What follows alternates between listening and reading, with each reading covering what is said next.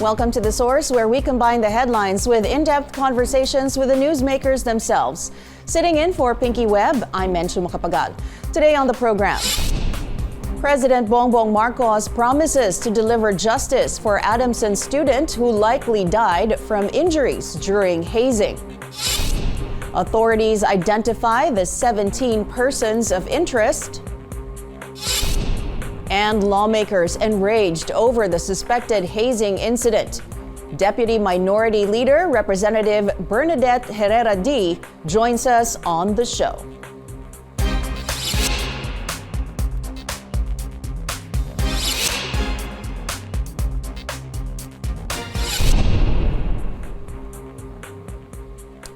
Authorities have identified over a dozen persons of interest in the death of Adamson University chemical engineering student John Matthew Salilig.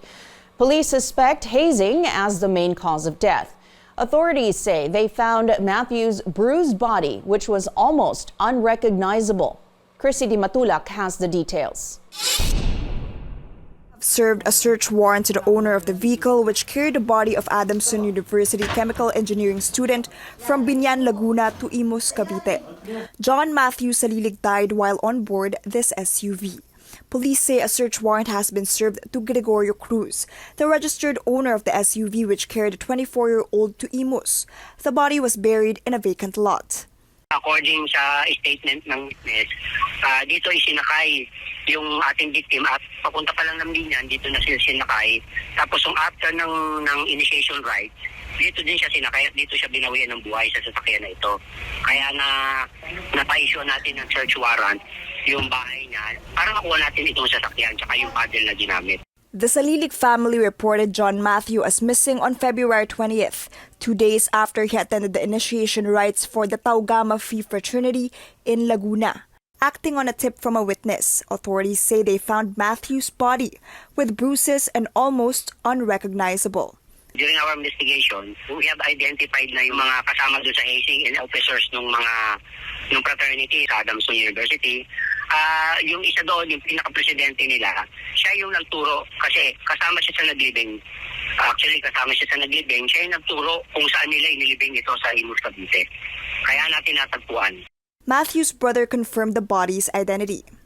Authorities say the victim likely died from injuries during hazing, a fraternity initiation rite banned by law. Police have identified 17 persons of interest, including 6 who have been invited for questioning. 2 others have been arrested for obstruction of justice. Law enforcers remind the public that hazing is prohibited. Meron tayong anti-hazing law, yung Republic Act 8049, at ang penalty nga niyan habang buhay na pagkakulong. Dito sa pagpapatupad ng anti-hazing law, dapat dito katuwang natin yung mga school officials at katuwang din natin yung pamilya ng ating mga estudyante. Kasi papasok lang ang PNP dyan pag may violation of law na.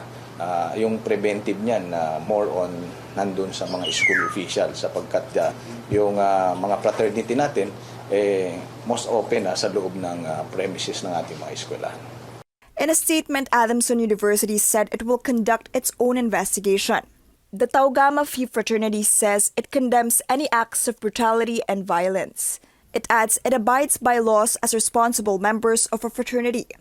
Once cases are filed, the police say they will coordinate with the Bureau of Immigration to put out a watch list on people linked to the hazing death case. Chrissy Di Matulak, CNN Philippines.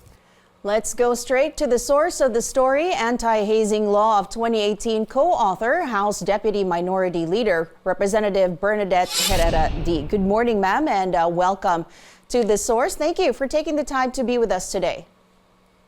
Good morning, Menchu, and good morning to all the viewers.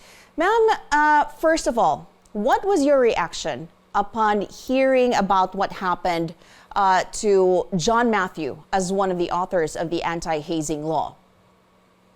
Of course, this deeply saddens me and at the same time nakakagalit talaga dahil we already really put in place this law para maiwasan ito. Siguro natahimik lang tayo for 2 years because of the pandemic. Ngayong face-to-face na, parang ito na naman tayo. So I'm calling on school officials, school authorities, please, let's monitor this because face-to-face na tayo, kailangan may rules and regulations na tayo. Kindly take a look again at the law that we have passed at para naman maisunod ng ating school. So I also call on the ILG. I hope let's look into it and then we file the necessary cases so that we can implement the law at maging sample to all who are still not stopping the hazing incidents in their respective organizations. All right. Now, the Anti-Hazing Act of 2018 clearly prohibits other form of initiation rights of fraternities, sororities, and other organizations, ma'am, no? But this has been happening, Yes. as you said, again and again. May pagkukulang ba sa batas? The law is okay. Ang problema talaga is the implementation. We have to rally talaga all barangays to start doing their part and all the schools. That's why I'm calling on SHED. Yes. Remind universities again. Remember, because of the pandemic, there's no school, so medyo natahimik yung portion na yan. But now that there's face-to-face classes, we must remain vigilant. I am again reminding all school authorities, please, alamin nyo lahat ng fraternities and sororities within your university. Require them to ensure, because during orientation, you have to require all the students that if they belong to an organization, they have to report it before the school officials so that they will be accredited fraternities and sororities.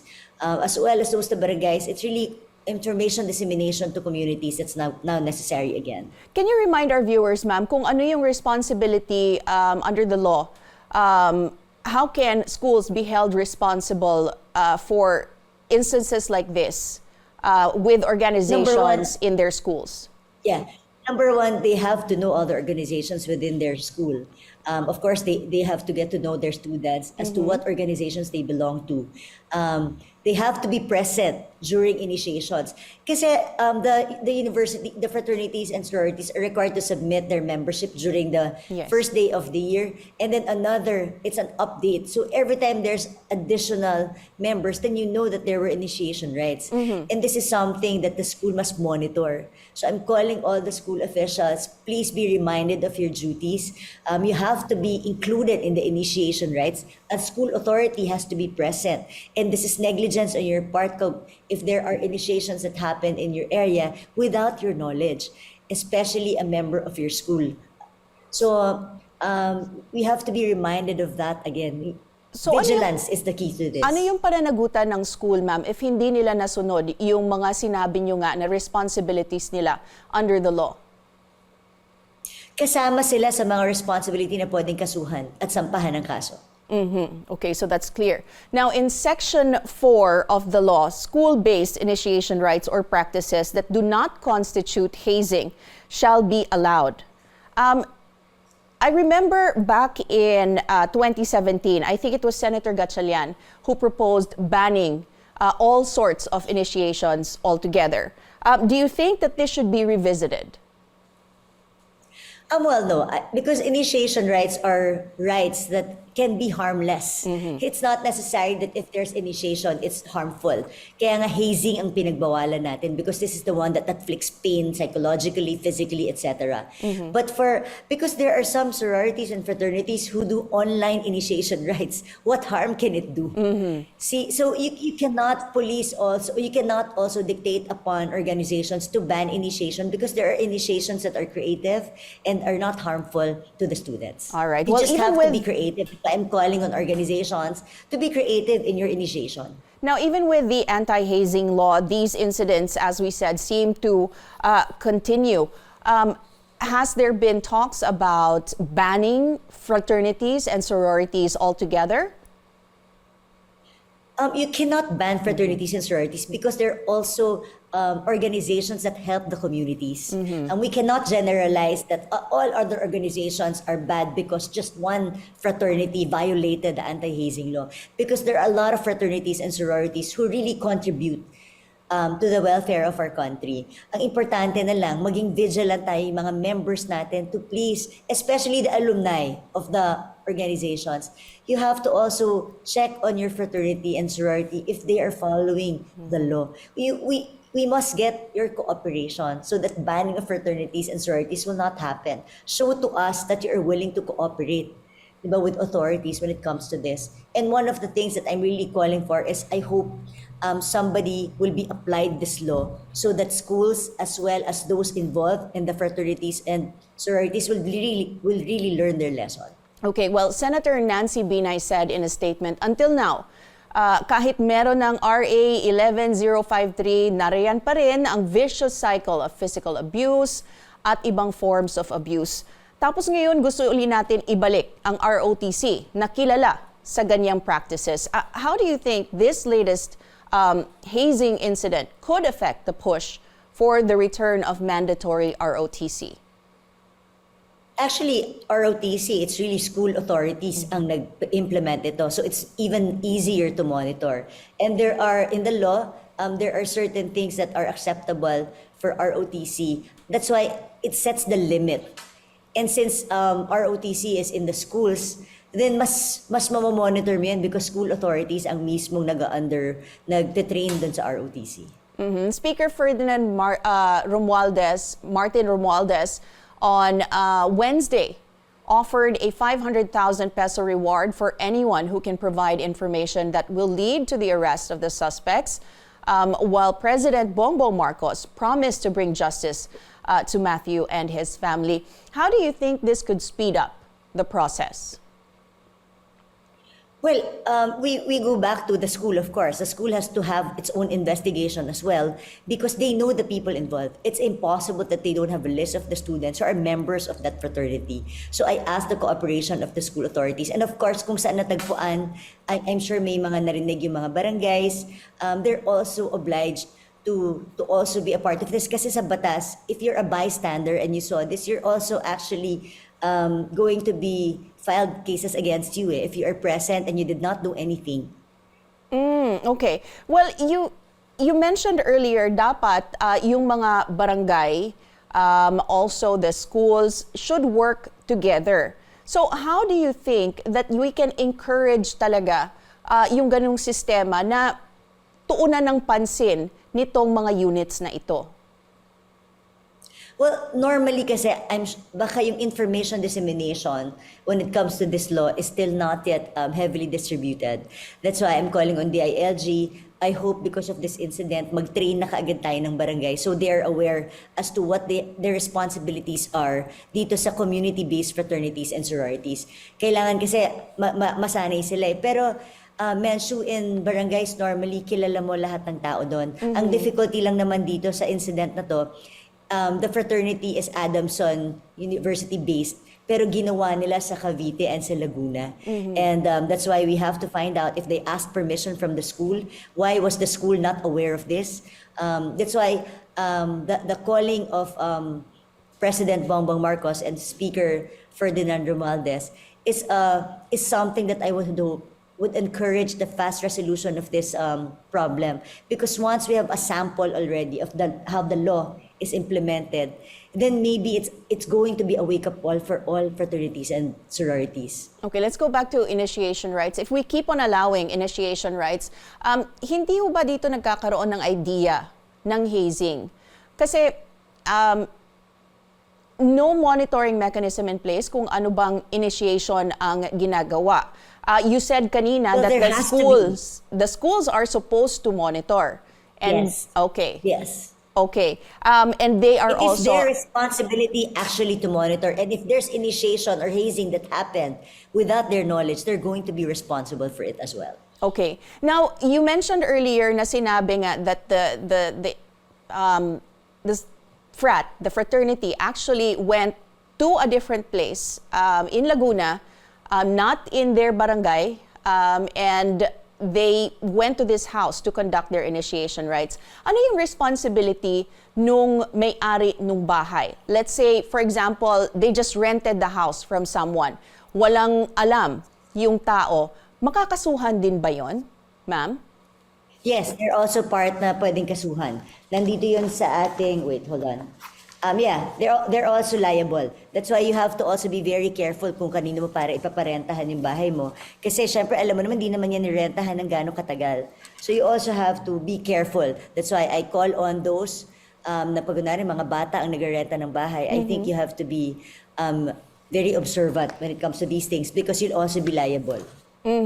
Okay. Now, the penalties under the anti-hazing law are very mabigat po, di ba ho? I mean, it's reclusion perpetua, 3 million peso fine. But in spite of all of this, parang hindi po sila natatakot. Initiations Kasi or wala. hazing rights still seem to continue. Do you think that this is because wala masyadong nako-convict po sa hazing? Yes, that's precisely what I was saying because no one has been convicted and this law hasn't been applied to anyone or to any group or to any fraternity or any school for that matter. Kaya hindi pa nadadala. That's why I'm calling on all those involved. Sana we can bring this to justice at maparusahan ang dapat parusahan according to the new anti-hazing law. Okay. I haven't really been able to see, the police have not really named the 17 persons of interest. Have they communicated, have you been in contact with them to check kung pati yung school ba ay kakasuhan dito sa, in this instance? What have you received any updates on the case, ma'am?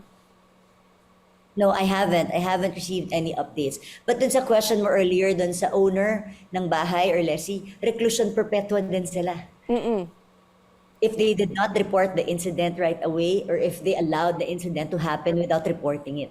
Okay. What about the witnesses? Kasi sinasabi nga nila may witness na nagturo kung saan at ano ang nangyari kay Matthew sa instance na ito. Itong witness din po ba ito ay makakasuhan din siya and ganun din po ba kabigat yung magiging kaso laban sa kanya? Yung witness na walang ginawa to report the incident, makakasuhan. But yung witness who reported the incident, hindi siya kasama kasi he acted in good faith by reporting it right away when he found out. Okay. Do you feel like there is something that you could add or to the current anti-hazing law to beef it up further, or do you think that it's enough? For me right now, this is really enough. It's just really a matter of making sure this will be implemented. But you proposed That's why I really call on SHED and DILG to please be vigilant about this. Okay, you proposed a one-strike policy and also blacklisting of groups conducting hazing rights. What do you mean by that po? Paano po ba ito, paano ito i-implement? Well, of course, kunwari nangyari sa school, then you already suspend the fraternity and they cannot anymore be part of the university in terms of social civic services. And at the same time, there has to be penalty to the officers. Yung incumbent officers of the fraternity are also liable. So one strike policy, and then if you are a lawyer, any alumni present also, if you're a lawyer, if you are a PRC, your license will also be revoked. So hindi lang And in you will also be campus? sentenced against the Supreme Court. Okay, so hindi lang ito in campus, lahat ng members nitong fraternity at ng sorority mapaparusahan? Incumbent officers Incumbent and those who officers. are present and participated in the initiation. Okay. But when it comes to the school, paulit-ulit po tayo na parang paikot-ikot because a lot of the schools always, when they say this, na it comes to light na merong hazing incident po na nangyari, they always say, but they are not accredited organizations in the school. So, wala kaming responsibility, hindi namin alam. So, how can the one-strike policy and blacklisting be effective as a deterrent in those cases? Well, in this case, kaya nga hindi pa kasi nagkakaroon ng incident na naparusahan ng school because ngayon pa lang ulit nagkaroon, wala pang convict when it comes to this. That's why I'm hoping that let's bring this to justice so that the schools will also learn their responsibility. Dahil meron silang responsibility dito sa bagong anti-hazing law. All right, we will be taking a short break. This is The Source on CNN Philippines. Please stay tuned.